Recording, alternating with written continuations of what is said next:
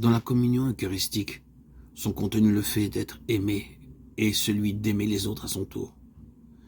Une Eucharistie qui ne se traduit pas en une pratique concrète de l'amour est en elle-même tronquée. Réciproquement, comme nous devrons encore l'envisager plus en détail, le commandement de l'amour ne devient possible que parce qu'il n'est pas seulement une exigence. L'amour peut être commandé parce qu'il est d'abord donné. C'est à partir de ce principe que doivent aussi être comprises les grandes paraboles de Jésus. Du lieu de sa damnation, l'homme riche, Luc 16, 19, 31, implore pour que ses frères soient informés de ce qui arrive à celui qui a, dans sa désinvolture, ignoré le pauvre dans le besoin. Jésus recueille, pour ainsi dire, cet appel à l'aide et s'en fait l'écho pour nous mettre en garde, pour nous remettre dans le droit chemin.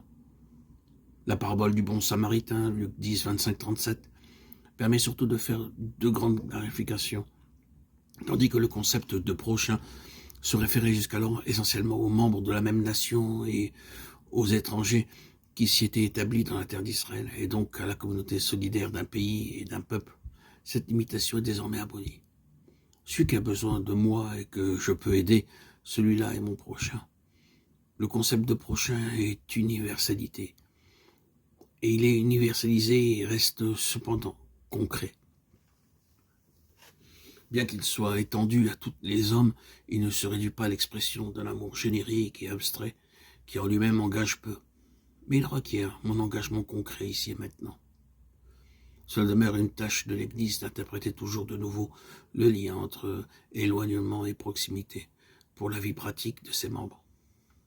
Enfin, il convient particulièrement de rappeler ici la grande parabole du jugement dernier, Matthieu 25, 31-46, dans laquelle l'amour devient le critère pour la décision définitive concernant la valeur ou la non-valeur d'une vie humaine.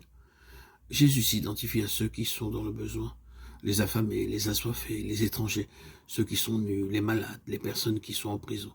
Chaque fois que vous l'avez fait à l'un de ces petits qui sont mes frères, c'est à moi que vous l'avez fait. Matthieu 25, 40. L'amour de Dieu et l'amour du prochain se fondent l'un dans l'autre. Dans le plus petit, nous rencontrons Jésus lui-même, et en Jésus, nous rencontrons Dieu.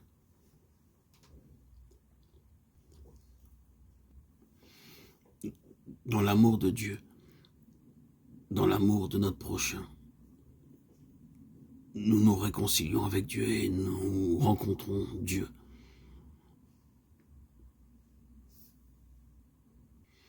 C'est un principe clair